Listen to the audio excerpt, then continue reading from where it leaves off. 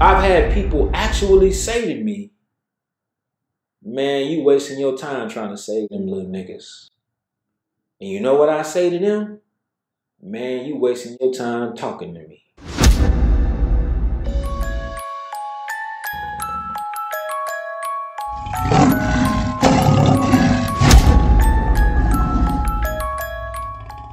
It's my duty to help my young brothers get over the wall. You plotting like hell every time we try to prevail. Now you scared cause people waking up out of the spell. They tell a black man forget what was done to him. They say that just to hide the fact that what was done to blacks was done up under them. See, we've been picked to be the victims, so begging the system to treat us equal with them is a contradiction. Go and listen to John Ehrlichman, who worked for Nixon, said the war on drugs was meant to lock blacks up and restrict them. Listen up, what? I'ma tell you what they won't tell you. Slap you with the raw truth even if it scare you. Come on, we gotta soldier up and go through the heat. How can you wake up when you don't even know that you sleep? Listen up. The purpose of the Black Male Summit is to address the most unaddressed issue in America, and that is, what do we do with the young black male? Everybody in this room is a man or a woman of color. And historically, we haven't been taught that the world is ours. We have been taught to be subservient in somebody else's world. And so then what has happened generationally, we have passed down this thought that we have to get permission from somebody else. So the reason why I wanted to name this particular workshop Be You is because I want to challenge you to be you. People ask the question, what motivated you to start the Black Male Summit? Well, one of the great motivators was the fact that as a community activist, I always found myself on the defense, which means you receive a phone call from a single mom saying that my son has gotten into trouble with the law. Can you come down and support him in court?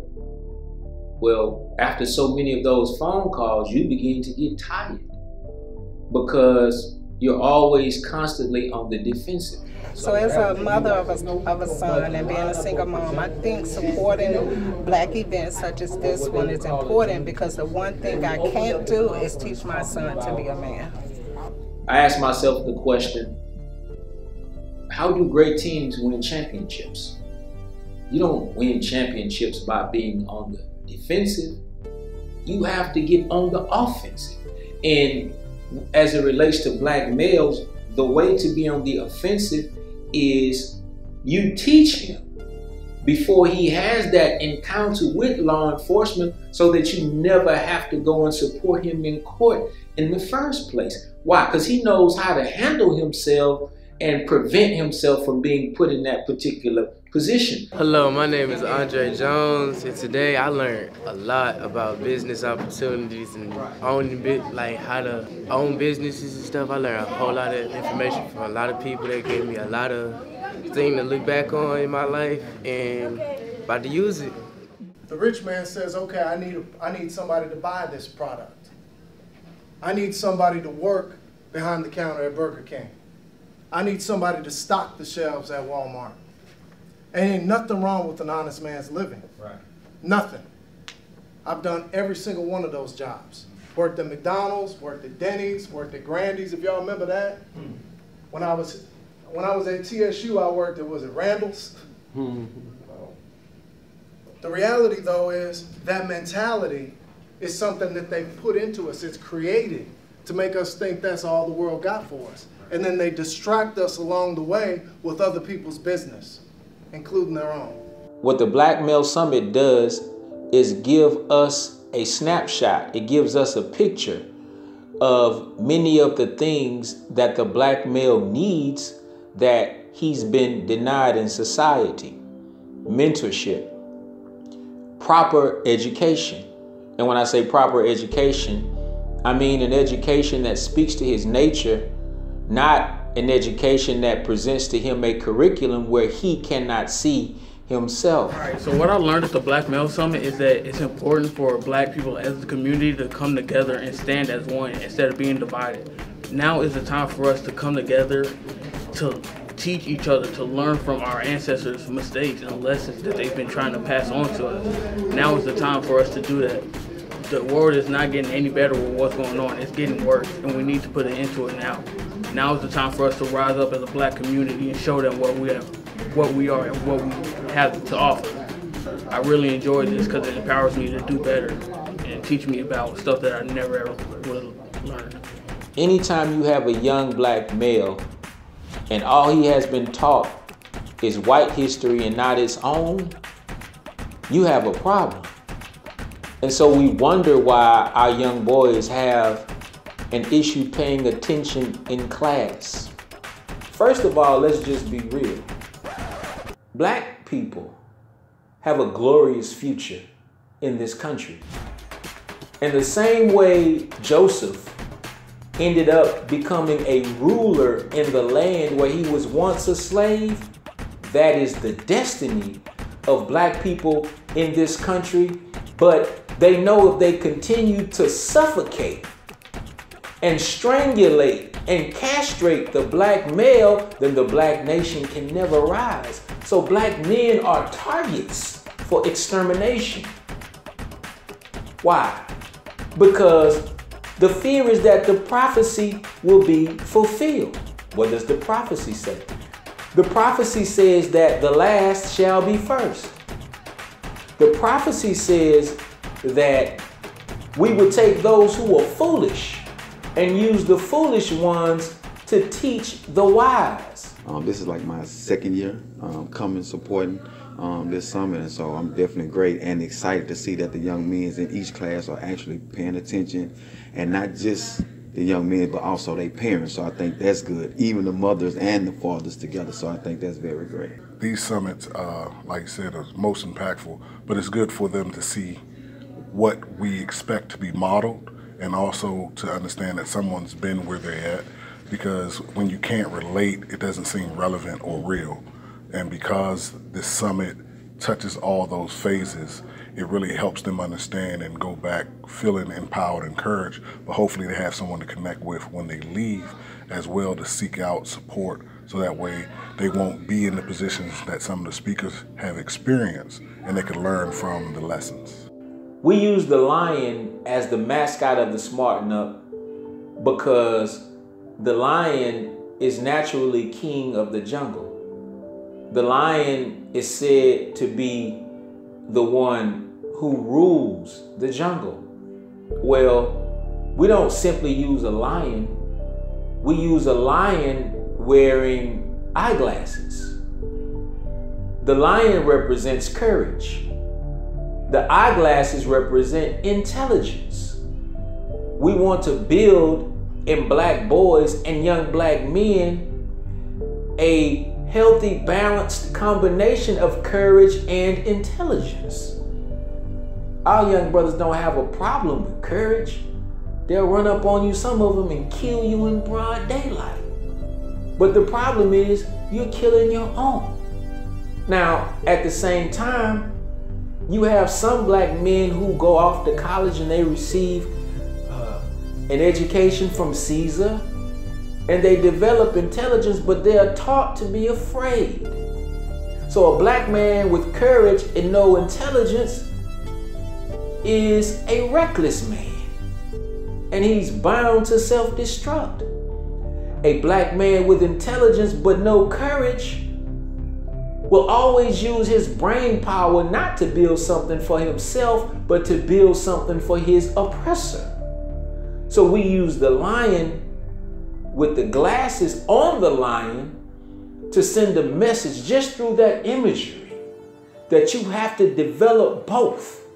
You gotta be strong, but at the same time, you gotta be smart. in communities where their fathers are not attached to their lives. They may not get the lessons that they need at home, so I think it's important for us to try to pass that message down to them. After spending so many years in prison and so many years on the streets seeing so much death, I think it's important for us to be that village that we always talk about, raising our community. So that's why I do what I do, and that's what I think the Black Male Summit is so important for individuals to have a chance to see individuals as myself and other strong black males that's leading them down the path of success. Guns in America is the title of my workshop, and what it's dealing with is the amount of guns that has reached the urban communities. I think that when America goes and start a war in another country, saying that they're fighting to get rid of weapons of mass destruction and have so many weapons of mass destruction in the black community, I think it's important for us to bring that awareness to our people about how we're destroying each other at the hands of ourselves. I'm a strong opponent when it comes down to injustices that happen to blacks in our community. I'm a strong opponent when they say Black Lives Matter, but I also like for individuals to know that black lives have to matter to black people first, else it will never ever matter to anyone else. So that's one of the things that we push through every message that we give. In your struggle right here in America, make sure that you find the greatness that's within yourself. Stop looking at everybody else's greatness and overlooking your own. You can be anything that you set out to be. The problem is you ain't trying to be a damn thing right now. Farewell is what we hear all the time. And I tell people, look, don't just sit back and let life pass you by. Live life to the fullest. You have to live life to the very fullest, else you'll never ever accomplish anything in life. Life is a sweet gift, but if you don't take that gift and value it, you'll find yourself like so many others, wasting your time here. The formation and the organizing of Black Male Summits is not a one-man show. The war to save the black male is one that requires the unity of the whole. So we're very careful in our selection of workshop presenters and those who will speak to our boys. You see, all it takes is for one person who's standing before the brothers seeking self-aggrandizement and not necessarily seeking to uplift the generation. All it takes is one presentation and these boys will tune you out. So the thing that I look for in those that I partner with for the Smarten Up Black Male Summit, first and foremost, you must have a sincere love for our youth. You must have a sincere heart to want to serve our people and our youth. If you don't, they'll feel it. Within the first couple of sentences you speak, these youngsters, they're able to sniff out who is a friend, who is a foe, who is a fake and a fraud, and who's there to keep it real with them. So it takes lots of partnerships in order to pull it off. You have to understand that we as a people, we're a very unique people, but we're a very diverse culture as well. So we have Christian speakers at the Black Male Summit. We have Muslim speakers, obviously, at the summit. We have those who may have been incarcerated. We have those who are black professionals, lawyers, doctors, entrepreneurs, business owners. You name it, we'll bring them in if they have the heart to serve our people and if their message is one that we believe our boys will gravitate toward. What group are y'all in? Three. So y'all haven't been in 114? No. So group 3 will go to... We have not. Oh, okay. We have not. Group 3 will go to 114. I'm volunteering for this year's Black Male Summit. This is about our probably 5th year coming. And when I come here, it kind of brings tears to my eyes because all boys need to know that this exists. And I feel like every year it gets more powerful and it's more uplifting. And because of this summit, my son changed his life so that he can help change somebody else's life. And I think the next time this summit come around, we need to have carloads of boys bringing them here if we got to go into the neighborhoods with our own personal cars, because it's well worth it and they need it. My name is Kamisha and I volunteer for the Male Summit. I sometimes catch flack for leaving the door open for women to come to the Black Male Summit. But sometimes a young girl can come to the summit and learn just as much as young boys. But I really leave the door open because the statistics say that 70% of our homes are being run by women. And so you have all of these homes where young boys are being raised with no father. Well, I feel as if though, if these single mothers are doing it by themselves, we bring them in hopes that they could glean something from what we say to help them to raise their sons. People say a single mom can't raise a son. Yes, she can. She just can't do it by herself. It is easy for us to say, black man, come home and be a father to your son. But single moms need help right now. This is my second year driving from Leesville, Louisiana, to bring my two children to the Black Male Summit, due to the fact that I think that it's extremely important that we have an outlet, and us as black men and women, we need to be torchbearers and teach our kids the things that we weren't taught back when we were youth. And the times are different now. You have so many different things with the music and the edified gang lifestyle and things of that nature that kids are buying into, and they don't have any positivity. So I take this trip every year for the last 2 years to give my kids something tangible, something that they can grab onto and know that there are people out there that look like them, that are intelligent and doing bigger and better things, as well as for their communities. We need to learn how to get together ourselves before we talk about Black Lives Matter when some don't do it themselves, and we're in our own race, we're attacking our own race, and we should be helping each other before we start putting our word out even more. Listen to these men speak will sometimes be able to encourage a guy to do the right thing. It only takes one guy, one person to instill hope in anybody. So just one thing, one speaker can instill hope and set one man, one youth on to do the right thing for the rest of his life, and he can do something for other kids. So it's like teach one, and then he'll grow, and then he can teach one, and they'll grow. We came to be able to build with our people. We're talking about black influential men, powerful men. One of the most powerful men that walked the earth was Jesus the Christ. When you read Revelation 1:14, he was the most powerful, strong black man that walked this earth. And he's our example, he's our role model, and we must follow after him in the keeping of God's commandments in these last days as being the children of Israel. And with that, we say shalom. And I remember one day walking into a black-owned computer store. A friend of mine actually owns the store. And when I walked in, I recognized a young man that I'd seen before. And after we finished talking, the owner of the store came out and asked me, "You don't know who that is?" I said, "Yeah, I know the young brother." He said to me, "I met him at the Black Male Summit. He is one of my best employees. As a matter of fact, he runs all of my stores." But he met that young man at the Black Male Summit. I just received a phone call, an email not too long ago from a pastor who said that the Black Male Summit encouraged him to go back to school to get his bachelor's degree, and now he's about to acquire his master's degree.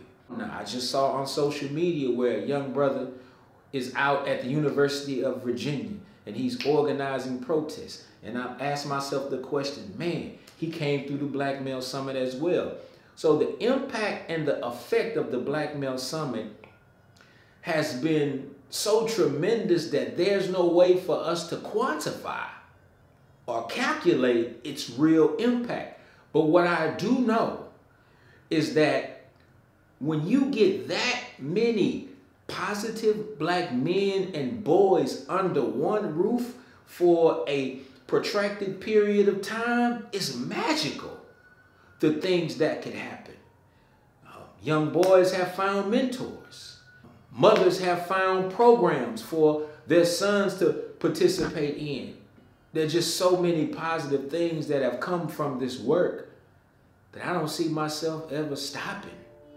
So the goal is to take this from an annual summit in Houston and start hosting these summits in every major city. Because the more we do Black Male Summits, the more we realize how vast the need is for more of what it is that we do. We've got summits now in Miami. We've had a summit in New Orleans. Next, we're going to Dallas, Austin. We're looking to go to Chicago and New York. Every city and town across this country has a population of young black males who are suffering that need this message. So we plan on getting the message of salvation of the black male to every nook and cranny of this country, if we can, God willing. You don't measure a man's success by where he is. You measure a man's success by where he started, what he had to do to get to where he is, and the man that he became in the process.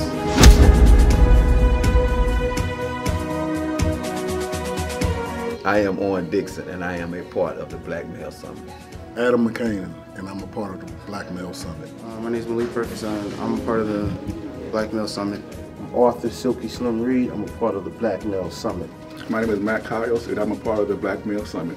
My name is Nakia Shine, and I'm a part of the Black Male Summit. My name is Cy Carter, and I'm part of the Black Male Summit.